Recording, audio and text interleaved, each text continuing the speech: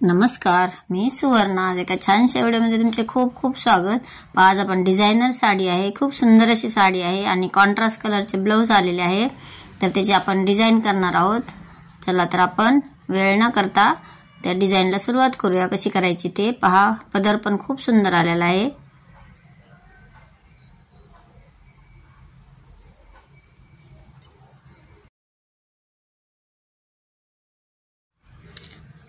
Contrast कलरचे blouse आहे. Contrast colour असल्यामुळे डिझाइन खूप सुंदर दिसत आहे. चला आता आपण त्याची डिझाइन कशी करायची ते पाहूयात. त्यासाठी मी अस्तर घेतलेले आहे. अस्तर आणि मेन फॅब्रिक. तर त्याच्या मापे टाकायचे आहेत. उंची जेवढी आहे त्याच्यामध्ये 1 इंच एक्स्ट्रा करायचे. मी छातीचे माप 7.5 इंच घेऊन अर्धा इंच लूजिंग घेतली आणि 2 इंच शिलाई मार्जिन घेतली. आणि उंची आहे 13 इंच आणि 1 इंच शिलाई मार्जिन असे 14 इंच घेतलेले आहे. शोल्डर घेतलेले आहे 5 इंचाचे. मोंडा घेतलेला आहे 5 इंच. चौकोनी बॉक्स आखून घेतला आणि 1.25 इंचावर एक निशाणी करून क्रॉसमध्ये एक निशाणी केली आणि उभी जी आहे ते अर्ध्या ह्याच्यात निशाणी करून जो मोंड्याचा आर्महोलचा आकार आहे तो देऊन घेतला.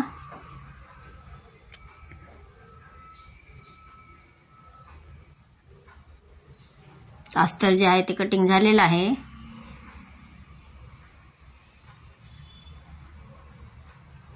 तर मेन फॅब्रिक आणि अस्तर जॉईन करून घेऊया.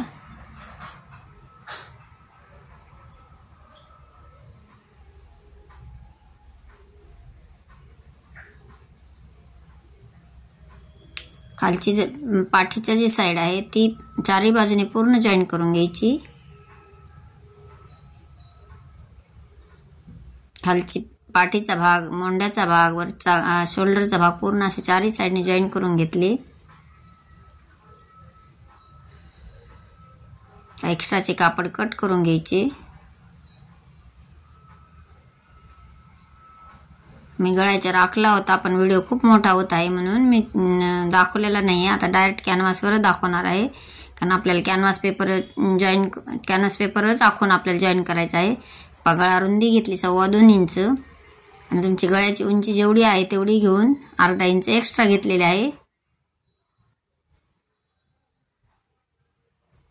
आपल्याला डिझाईनचा आकार देण्यासाठी खालच्या साईडला एक्स्ट्रा घेतलेले आहे अर्धा इंचाचे आणि उभे पण अर्धा इंच एक्स्ट्रा घेऊन सरळ रेष ओढून घेतली. आतल्या साईडला अर्धा इंच घेऊन मी सरळ रेष ओढली. आता काही तुम्ही टोपण घ्या किंवा काही घेऊ शकता गोल आकार देण्यासाठी. मी जसे व्हिडिओत दाखवलेला आहे त्याप्रमाणे आकार देऊन घ्यायचा. आतली जी रेष ओढलेली अर्धा इंचाने त्या रेषेवरच आपला गोल आकार आला पाहिजे म्हणजे एकदम सेम अंतर येते. व्यवस्थित पूर्ण आखून घेतले. तर जसे आखले आहे तसे कट करून घ्यायचे.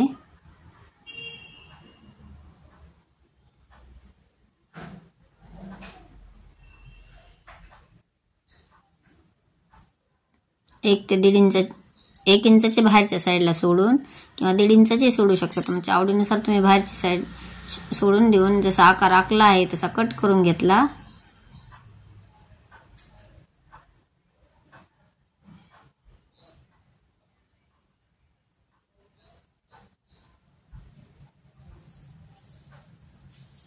आता मी हाच कॅनव्हास पेपर मी कपड्यावरची इस्त्रीच्या सहाय्याने प्रेस करून घेणार आहे.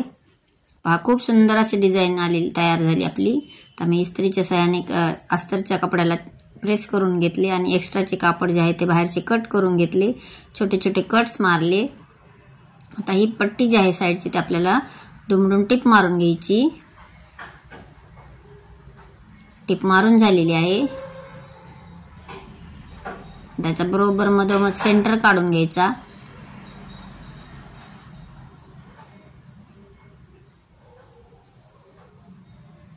तर तुमच्या सेंटर लक्षात नाही आला, समजा टिप मारायला लक्षात येत नसेल तर अशी रेष ओढून घ्यायची. आता जे आपण अस्तर आणि मेन फॅब्रिक जे जॉईन केलेले आहे त्याला मधोमध असा एक सेंटर काढून घेतला.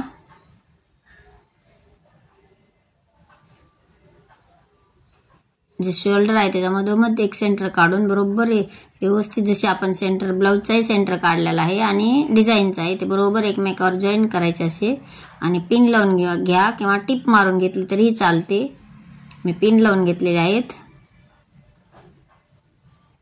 आता आपल्याला गळा जॉईन करायचा आहे, तर कोरीव गळे जे आहे ते जॉईन करताना पहा मी जसे व्हिडिओ दाखवले त्याप्रमाणे करून घ्यायचे, म्हणजे आकार जो आहे तो एकदम सुंदर असा आकार येतो, एकदम बरोबर जसा आपण कट केलेला आहे त्याप्रमाणे परफेक्ट आकार येतो। पहा मी टिप कशी मारत आहे हे लक्षात घ्या। कॅनव्हासच्या खालच्या साईडने जसा गोल आकार आहे त्याच गोल आकाराच्या समोर आपल्याला टिप मारायची। कॅनव्हासवर आपल्याला टिप घ्यायची नाहीये, म्हणजे आकार जो आहे तो एकदम व्यवस्थित येतो।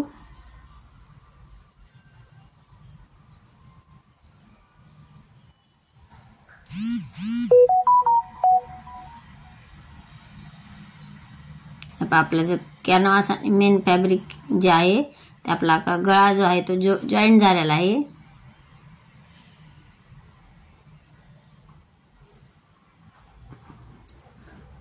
कोरीव गळे शिवताना कधीही हीच पद्धत वापरा, म्हणजे तुमचे गळे जे आहेत ते एकदम आकार एकदम व्यवस्थित आणि परफेक्ट येईल, म्हणजे आकार बदलण्याचे टेन्शन नाहीये। आपण आकार तर कट करतो पण आपल्याला जे कोरीव गळे ते शिवता येत नाही, त्यामुळे ही टिप सांगितलेली आहे। आपला पूर्ण असा जॉईंट झाला, एकदा चेक करायचे की आपली व्यवस्थित टिप आलेली आहे का, तर पिन काढून घ्यायच्या आणि कॅनव्हासच्या पुढच्या साईडला एक टंचन एक टंचन किंवा अर्धा इंचाच्या जेवढी तुम्हाला शिलाई मार्जिन हवे आहे तेवढे सोडून मी जसे आखले आहे त्याप्रमाणे कट करून घ्यायचे। एक टंचनचे माप घेतले तरी चालते।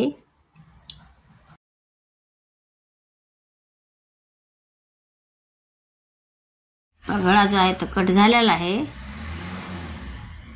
आता छोटे छोटे कट्स मारून घ्यायचे आणि जिथे आपला जो कोना आलेला असतो तिथेही आपल्याला एक छोटा कट द्यायचा आहे आणि पूर्ण गोलाकार राऊंडला छोटे छोटे कट मारून घ्यायचा, म्हणजे आकार जो आहे तो एकदम व्यवस्थित येतो।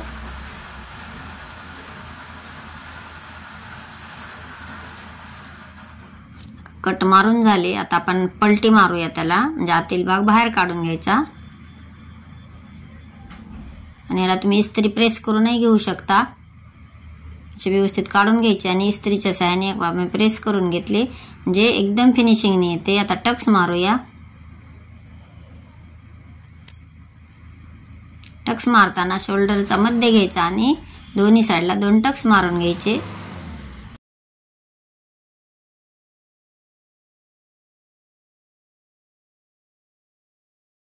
टक्सही मारून झाले आणि खालच्या साईडला मी पट्टी लावून घेतलेली आहे।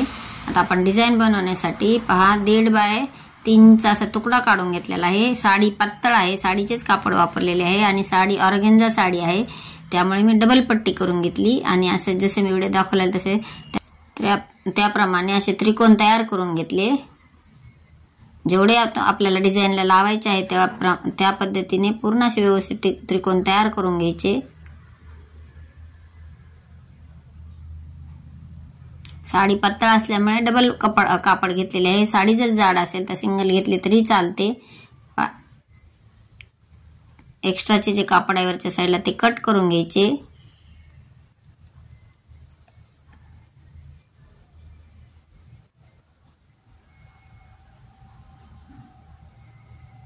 आता आपण डिझाइनवर जॉईन करूया।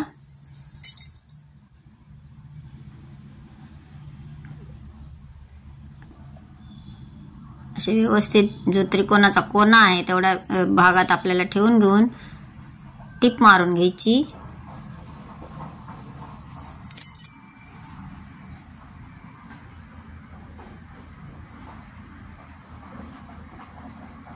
अशी व्यवस्थित टिप मारून घ्या, म्हणजे डिझाइन जे आहे ते खूप सुंदर आणि फिनिशिंगने दिसते। ही जर टिप व्यवस्थित आली तर डिझाइन एकदम फिनिशिंगने दिसते। असे पूर्ण त्रिकोण ठेवून घेऊन पूर्ण टिप मारून घेणार आहे। ही डिझाइन कशी वाटली, तुम्हाला डिझाइन आवडली का, तुम्ही माझे व्हिडिओ कुठून पाहता हे सांगायला मला विसरू नका। जर डिझाइन आवडली असेल तुम्हाला तर एक लाईक करा, चॅनलवर नवीन असाल तर सबस्क्राइब करा आणि तुमच्या मित्रमैत्रिणींना शेअर करा, म्हणजे त्यांनाही त्याचा उपयोग होईल। आम्ही असे पूर्ण त्रिकोण लावून झालेले आहेत।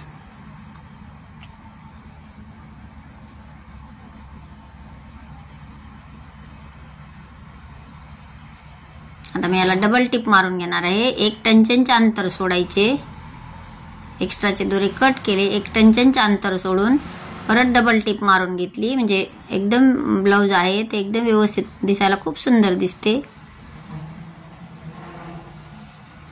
परत एक टंचनचं अंतर सोडून परत तिसरी टिप मारली.